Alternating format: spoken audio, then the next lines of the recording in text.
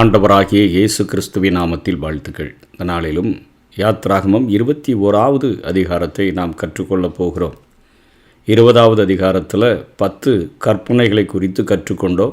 அதற்கு பின்பாக இந்த கற்பனைகளை கடைபிடிப்பதில் தவறு செய்கிற மனிதர்கள் பலிபீடத்தில் பலி செலுத்தி, அதாவது தங்கள் பாவத்திற்காக ஒரு உயிர் போக வேண்டும், அப்படிப்பட்ட நியமங்கள் கொடுக்கப்பட்டு இது இயேசு கிறிஸ்துவை அங்கே அடையாளப்படுத்தி சொல்லுகிற காரியங்களை குறித்து நேற்றைய தினத்தில் கற்றுக்கொண்டோம். பலிபிடமாகிய இயேசு, பலிபொருளாகிய இயேசு பின்னாட்களிலே இந்த உலகத்தின் மக்களின் பாவங்களுக்காக உலக இரட்சகராக அவர் மரித்தார் என்கிற அந்த காரியத்திற்கு நிழலாட்டமாகத்தான் முதலாக இது கொடுக்கப்பட்டதை நேற்றைய தினத்தில் கற்றுக்கொண்டோம்.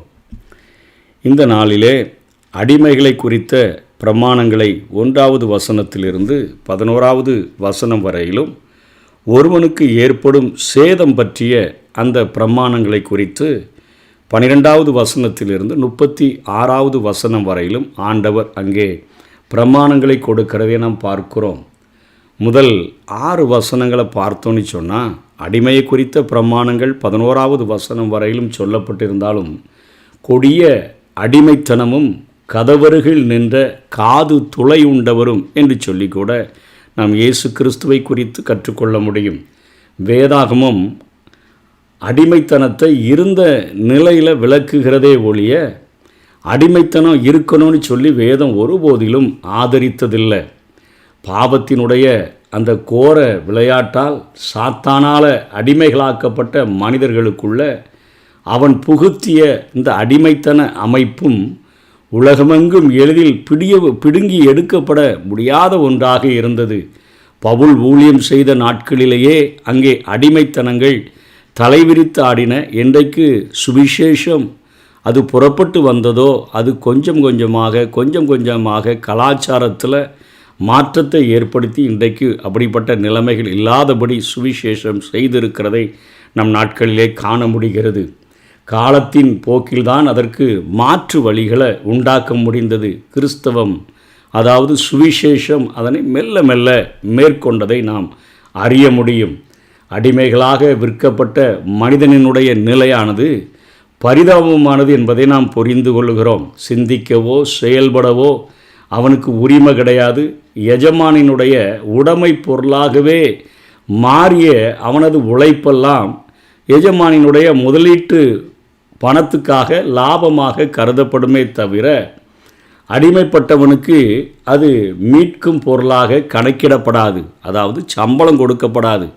அவனுக்கு ஏற்கனவே முன்தொகை கொடுத்து அவன் அடிமையாக வாங்கப்பட்டபடினாலே அவன் மேலே அவனால் செய்யப்படுகிற எல்லா வேலையிலையும் கிடைக்கிற லாபம் அந்த எஜமானுக்கே அது சொந்தமானதாக அது மாறிவிடுகிறது. இப்படிப்பட்ட இந்த நாட்களில்தான் ஆண்டவர் அந்த மனித சூழ்நிலைகளுக்கு ஏற்ப சட்டத்தை ஆண்டவர் கொடுக்கிறதை, பிரமாணத்தை ஆண்டவர் கொடுக்கிறதை பார்க்கிறோம். 10 கட்டளைகளை கொடுத்ததை தொடர்ந்து தேவன் இஸ்ரவேல் மக்களுக்கு நல்நடத்தை குறித்த பல்வேறு வகையான இதர பிரமாணங்களை கொடுத்தார். கடனை கொடுக்க முடியாததுனால, திருடி அந்த காரியத்தை எடுத்ததுனால, அதை சரி செய்ய முடியாததுனால, எபிரேய அல்லது அடிமைக்கு பிறந்தவனாக ஒரு எபிரேயன் இருந்தான்னு சொன்னால் இவர்கள் அடிமைகளாக மாற முடியும். அதாவது கடன் வாங்கிட்டு கடனை திருப்பி கொடுக்க முடியலன்னு சொன்னால், இல்லை திருடிட்டேன், கண்டுபிடிக்கப்பட்டுட்டேன், இப்போ அதற்கு நான் சரி செய்யணும், அதை கொடுக்க முடியல அப்படின்னு சொன்னால், அல்லது பிறப்பிலேயே நான் ஒரு எபிரேய அடிமையாக இருந்தேன்னு சொன்னால் நான் அடிமையாக இருக்க முடியும். எபிரேய அடிமை ஒருவன் 6 ஆண்டுகள் வேலை செய்து வர வேண்டும். ஆனால் 7வது ஆண்டு விடுதலை செய்யப்பட வேண்டும். அவன் அடிமையாக மாறியபோது திருமணம் செய்தவனாக இருந்தால் அவனுடைய மனைவியும் அவனோடு கூட விடுதலை செய்யப்பட வேண்டும். ஆனால் அவன் அடிமையான பிறகு திருமணம் செய்திருந்தால் அவனுடைய மனைவியும் பிள்ளைகளும் எஜமானின் சொத்தாக அவர்கள் கருதப்படுவார்கள். அப்படிப்பட்ட சூழ்நிலையில் அவன் தானாக மனமு வந்து தன்னுடைய எஜமானுடைய வீட்டை சேர விரும்பினால், என் மனைவியை விட்டுட்டு என்னால் போக முடியல, என் பிள்ளைகளை விட்டுட்டு என்னால் போக முடியல அப்படின்னு சொல்லி நான் உங்கள் வீட்டிலையே இருந்துக்கிறேன் அப்படின்னு சொல்வானால் தன்னுடைய எஜமான் அவனை வீட்டில் அந்த ஒரு கதவண்டையில் கொண்டு போய் கம்பினால் காதை துளைத்து அவனை தன்னுடைய அதாவது நிரந்தர அடிமையாக அவனை வைத்து கொள்ளலாம். அது முதல் அவன் காதில் அடையாளமிடப்பட்டவனாக எஜமானனுக்கு சொந்தமாவான். இது நம்மீது அவ்வளவாக அன்பு கூர்ந்து விடுதலை பெற்று போக மனமின்றி கல்வாரி சிலுவைக்கு சென்ற நிறைவான அடிமையாகிய கிறிஸ்துவுக்கு ஒரு நிழல் உருவமாக இது காட்சியளிக்கிறது. நம்முடைய இரட்சகர் நமக்காக செய்த மீட்பின் செயலுக்காக அவருக்கு என்றென்றும் அடிமைகளாக நாம் வாழ விருப்பம் கொண்டிருக்க நாம் நிச்சயமாக கடமைப்பட்டிருக்கிறோம். இங்கே எபிரேய அடிமைக்கு ஒரு நல்ல நியாயப்பிரமாண சட்டம் ஒரு நற்செய்தியாக வருது. அவன் 7வது ஆண்டில் விடுதலை ஆகலாம். ஏற்கனவே இந்த அடிமை சட்டங்கள் இருந்தது. ஆண்டவர் அதை நடைமுறைப்படுத்துகிறார். ஆண்டவரே அடிமைகளை ஏற்படுத்தணும் அப்படிங்கிற காரியங்கள் சொல்லலை. கடன் பட்டிருந்தான்னா திருடி இருந்தான்னா அவனை பிடிச்சி அடிமையாக மாற்றிக்கொள்ளலாம். இல்லைன்னா அடிமைக்கு பிறந்த அடிமை பிள்ளையாக இருந்தால் அவங்க தொடர்ந்து அடிமையாக இருப்பாங்க. அந்த காரியத்தை ஆண்டவர் ஒரு நற்செய்தியை கொடுத்து ஒரு நியாயப்பிரமாண சட்டத்தை கொடுத்து 6 ஆண்டு வேலை செஞ்சிட்டானாப்பா, அவனை 7வது ஆண்டில் அவனை விடுதலை ஆக்கிவிடு என்று சொல்லுகிறதை பார்க்கிறோம். கால மாற்றத்தினால இங்கே ஒரு விடுதலையை ஆண்டவர் அறிவிக்கிறார். இது ஆண்டவருடைய திட்டத்தினுடைய ஒரு அம்சமாக அவர்களுக்கு கொடுக்கப்படுகிறது. எபிரேயருக்கு மட்டும் கொடுக்கப்பட்ட இந்த சிறந்த வாய்ப்பு போல உலகமெங்கும் பழைய அடிமைத்தன விலங்குகள் முறிக்கப்பட்டு அவைகள் இங்கே இருக்கிற அந்த மாடலை பின்பற்றி அவைகள் முடிக்கப்பட்டு வருகின்றன. இதுவும் தேவன் வடிவமைத்த காலமாற்ற செயல் என்பதை நம்மால் புரிந்து கொள்ள முடிகிறது. அதே போல் இன்னைக்கு பாவத்தின் நிமித்தமாக மனிதகுலம் முழுவதும் ஒரு மீட்பரை நோக்கி காத்து கொண்டிருந்த அந்த காலத்தில் மனிதனினுடைய பாவ அடிமைத்தனத்தையும் அதிலிருந்து முழுமையான விடுதலை அளிக்கும் ஒருவர் இயேசு கிறிஸ்து. அவரை குறித்து வேதம் நமக்கு கற்றுக் கொடுக்கிறது.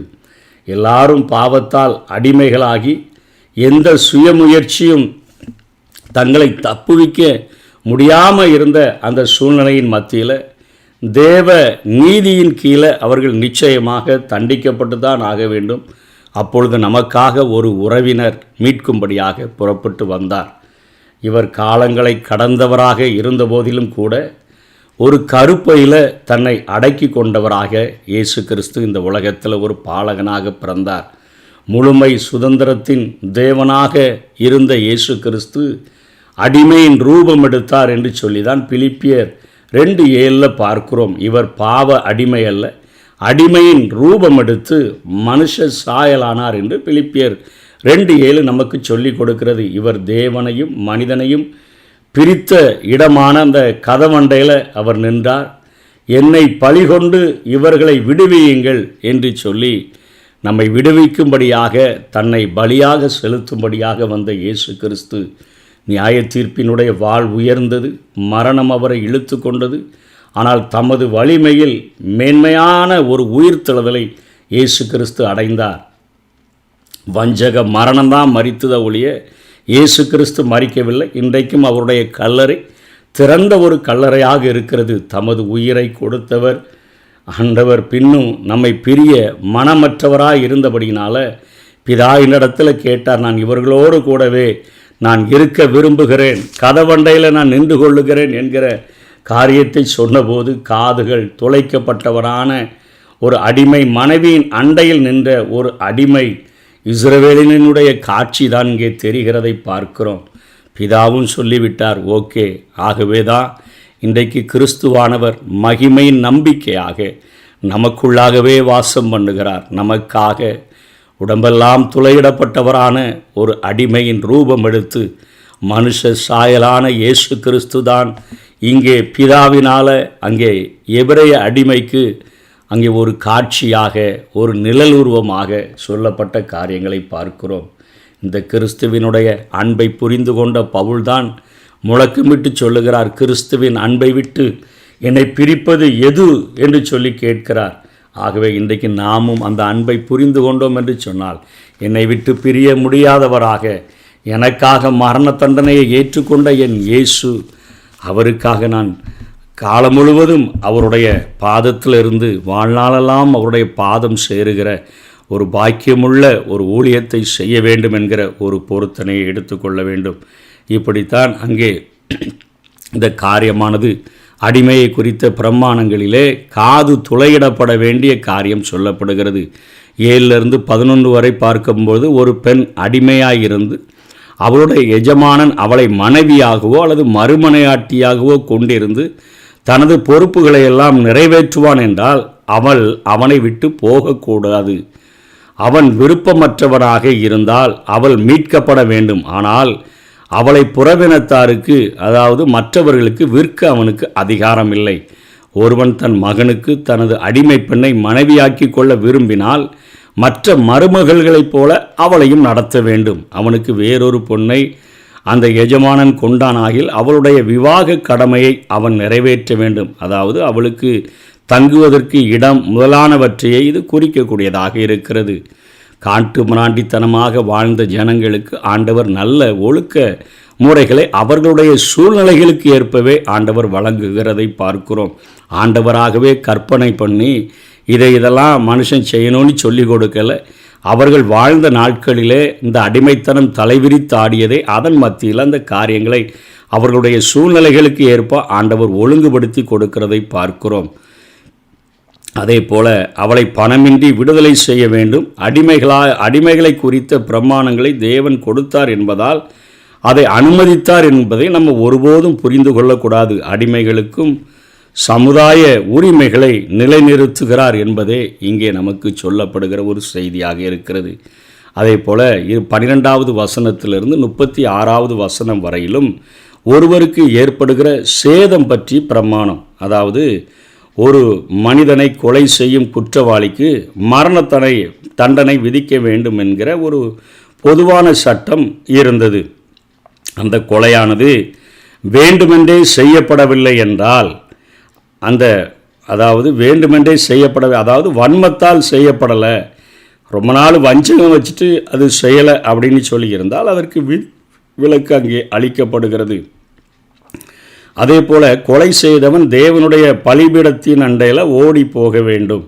பிற்காலத்தில் அதற்கென்று குறிக்கப்பட்ட அடைக்கல பட்டணங்களில் ஒன்றை நோக்கி செல்லும்படியாக பின்னாட்களிலே அடைக்கல பட்டணம் என்பதை ஆண்டவர் அங்கே ஏற்படுத்தி கொடுத்தார். ஆனால் மனமறிந்து கொலை செய்தவனுக்கு தேவனுடைய பலிபீடம் எந்த பாதுகாப்பையும் தரலை.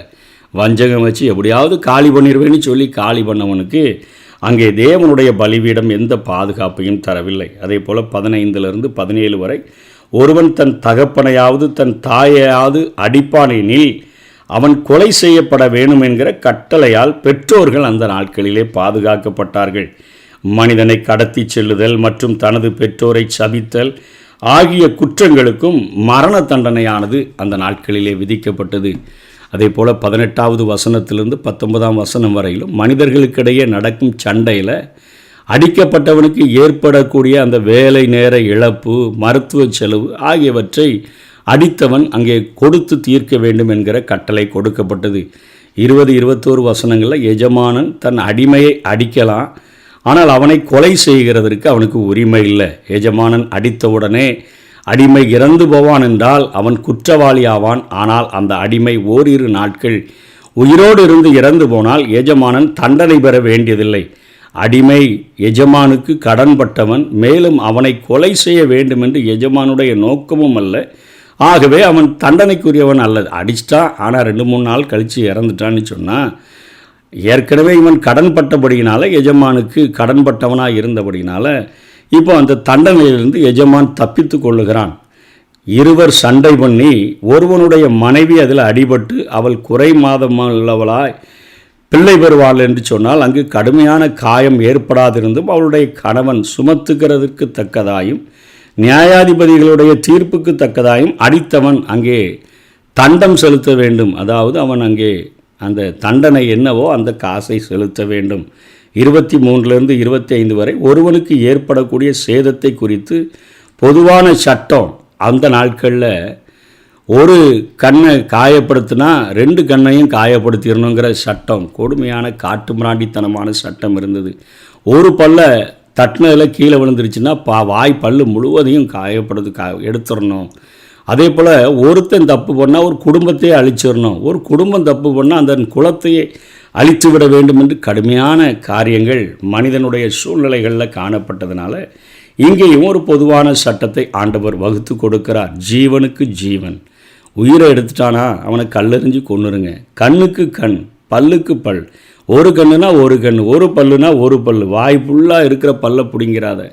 ஒரு கண்ணை சேதப்படுத்தினா எனக்கு ஒரு கண்ணு போச்சு, அவனுக்கு 2 கண்ணு போகணுங்கிற சூழ்நிலைகள் இருக்கக்கூடாது என்று சட்டத்திட்டங்களை ஆண்டவர் அங்கே ஒழுங்குபடுத்துகிறார். அதாவது குற்றத்துக்கு தகுந்தால் போலதான் தண்டனையும் வழங்கப்படணும். கூடுதல் இரக்கம் காட்டுதலும் இருக்கக்கூடாது, அதிக கண்டிப்பும் இருக்கக்கூடாது. நிறையா இரக்கம் காட்டுதல் செய்து தப்பிச்சு போக வைத்திடக்கூடாது. அதே போல் அதிக தண்டனையும் கொடுக்கக்கூடாது. கொலையை தவிர மற்ற குற்றங்கள் அனைத்திற்கும் அபராதம் செலுத்துகிறதன் மூலமாக பொதுவாக அவைகள் தீர்க்கப்பட வேண்டும் என்பதை பின்னாடி என்னாகமும் 35வது அதிகாரம் 31வது வசனத்திலே நாம் பார்க்க முடியும். அதே போல் 26லேருந்து 36 வரையிலும் ஒருவன் தனது அடிமையின் கணவனையோ பல்லையோ தனது அடிமையினுடைய கண்ணையோ பல்லையோ சேதப்படுத்தினால் அந்த அடிமை விடுதலை பெற்று செல்ல அனுமதிக்கப்பட்டான். ஒரு காளை ஒருவனை தற்செயலாக கொண்டு போடும் என்றால் அந்த காளை கல்லறிந்து கொண்டு போடப்பட வேண்டும்.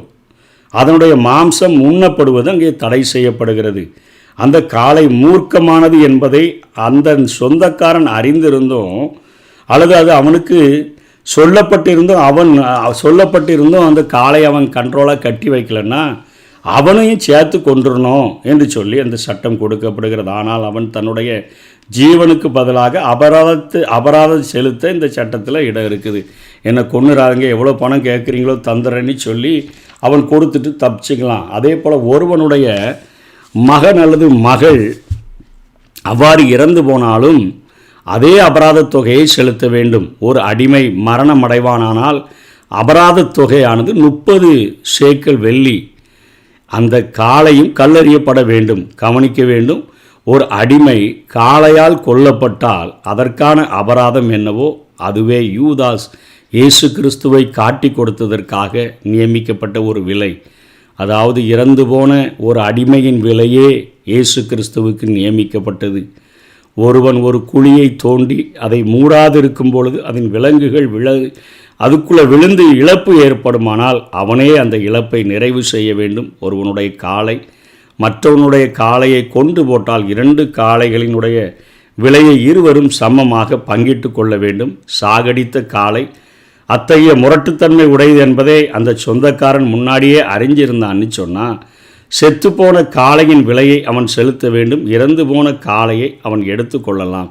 இப்படி பொதுவான சட்டங்கள் மனிதர்களுடைய சூழ்நிலைகளில் அன்றைக்கு அவர்கள் தாறுமாறாக சட்டத்திட்டங்களை பயன்படுத்தினபடியினால் ஆண்டவர் சமுதாயத்தில் ஒரு ஒழுக்கத்தோடு கூட வாழ்கிறதற்காக இந்த சட்டத்திட்டங்களை அவர்களுக்கு வகுத்து கொடுத்து இன்றைக்கு உலகத்தில் அடிமைத்தனங்கள் அதிகம் இல்லாதபடி சுவிசேஷம் மாற்றி இருக்கிறது என்கிற நற்செய்தியை நாம் புரிந்து கொள்ளுகிறோம். நமக்காக வந்த ஒரு உறவினர் நம்மை பிரிய முடியாதவராக கல்வாரி சிலுவையில் தன்னுடைய உடம்பெல்லாம் துளையிடப்படுகிறதற்கு ஒப்பு கொடுத்து இன்றைக்கு பிதாவினிடத்தில் என் ஜனங்களோடு கூட நான் வாசம் பண்ணுகிறேன் என்று சொல்லி நம்மோடு கூட வாசம் பண்ணுகிற இயேசு கிறிஸ்து நமக்காக இன்றைக்கும் பரிந்து பேசுகிற ஒரு இயேசு கிறிஸ்துவுக்காக கிறிஸ்துவின் அன்பை விட்டு என்னை பிரிப்பவன் யார்? உபத்திரவமோ, வியாகுலமோ, பசியோ, பட்டினியோ, நாசமோசமோ, உயர்வோ, தாழ்வோ, வேறு எந்த சிருஷ்டியோ அவருடைய அன்பை விட்டு என்னை பிரிக்க மாட்டாதிருக்கிறது என்று நிச்சயித்திருக்கிறேன் என்று சொல்லி இந்த உலக வாழ்க்கையில் இயேசுவின் அன்பை நம்முடைய வாழ்க்கையில் ஏற்றுக்கொண்டு அவருடைய பாதத்தை இறுக பிடித்து கொண்டு வாழுவோம். கர்த்தர் தாமே நம்மை ஆசீர்வதிப்பாராக. ஆமென்.